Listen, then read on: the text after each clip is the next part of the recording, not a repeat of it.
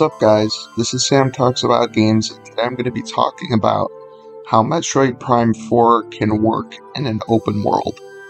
First off, I'd like to add that if you do like my videos, like and subscribe, interact with the video, it would help a lot. So, moving forward, there's been rumors of Metroid Prime 4 being open world, or open-ended at the very least, and I'd like to speculate on how this could work, how this style of game could work in an open world. So, what I believe that they can do is, I heard this on Andres Restart's podcast. Jedi Survivor has a big open area with branching paths. So, I'm going to elaborate a little more on this and put my own take on it. So, I believe that there can be branching paths with a big open world as the hub, just like Jedi Survivor, except that's only for one planet there. This would be for the whole world. And I am assuming that this is one planet that we're on here, because that's the essence of Metroid Prime, just one big planet. So, you know how in Metroid Prime 1, Talon Overworld kind of felt like a hub? What if that hub was just a one big room, instead of corridors leading to each other? And then the different branching paths were the Metroidvania exploration that we're all used to. So this has been a thought in my mind, and I think it could work. It wouldn't be easy to work, but I think it would work. And why I think they're trying this is because Retro Studios development people are not the same people that were developing the Metroid Prime trilogy. They completely wiped house after the trilogy came out. So this is a new group of people, and they're hiring people from Halo, etc. So they're clearly just trying to do something new here, and I see no other way than opening things up or doing something big with the gameplay, or maybe having a second world again. But I think the most likely out of all these is opening things up.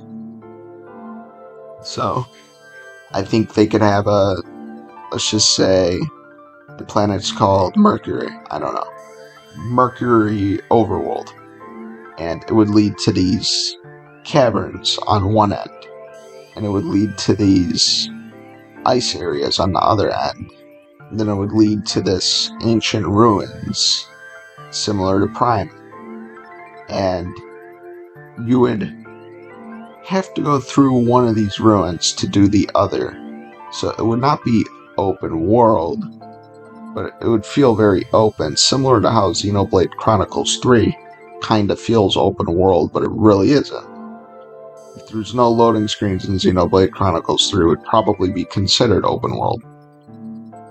So, yeah, you could go and say the first area is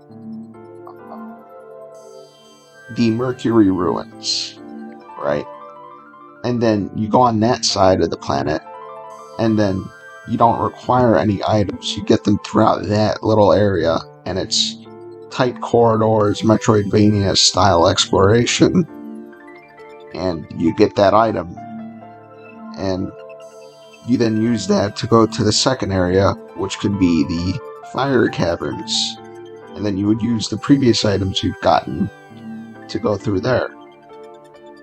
So I think it could work well like that, and I think they'll do it because the Zelda team has been talking about the linear structure holding them back, and I wonder if Retro Studios feels the same.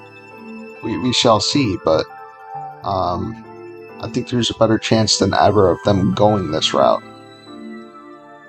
Now I'm going to move on to why I think they're going this route, if they do. Well, Metroid sales haven't really been high at all.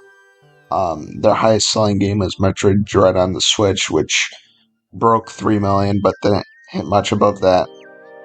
But I think that this open world style of gameplay would increase sales, just like it did with Zelda. So Zelda, 10 million was a pipe dream. The highest selling Zelda game was 8 million, Twilight Princess. But Breath of the Wild came out, sold 30 million. And Tears of the Kingdom might outsell Breath of the Wild. Tears of the Kingdom will at least sell 25 million as a sequel. So obviously more people are interested in this open world style of gameplay than the old school linear backtracking style of gameplay. And I'm not saying the backtracking and the linearness won't be there, but there'll be more elements of an open world in Prime 4, just like Xenoblade has elements of it.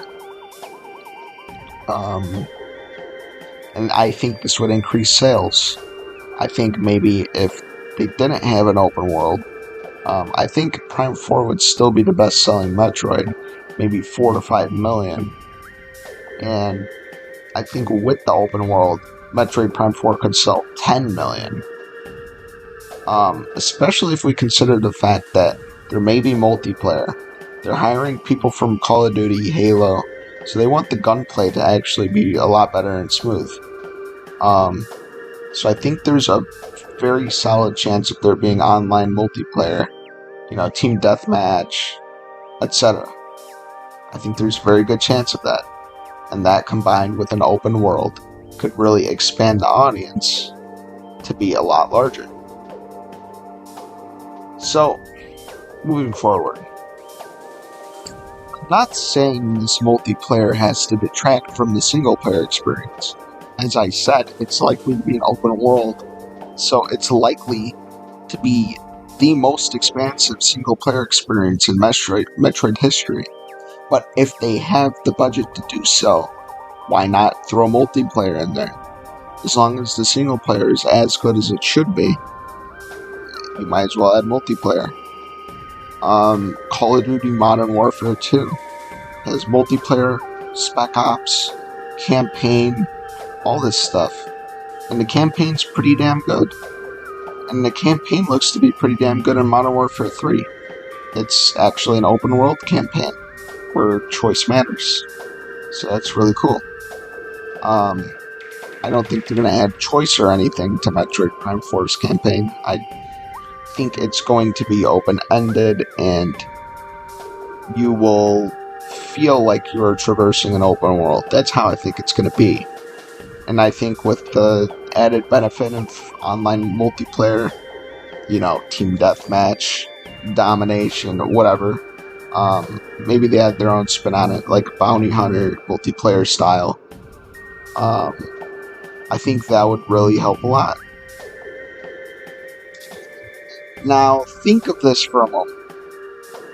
If Metroid Prime 4 has multiplayer and online, and Nintendo marks it as a AAA release, and it releases for both Switch and Switch 2, that's a lot of sales potential.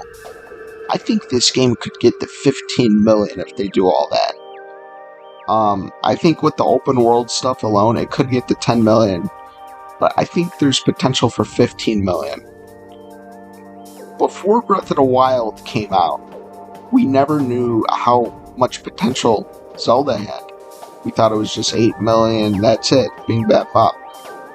But Breath of the Wild sold almost 4 times more than Twilight Princess. So, this should be considered, and I think Prime 4 could be the big breakout. We just don't know it yet, because, it has not been done before with this series. But it could be done. But yeah, that's about it, guys. See ya.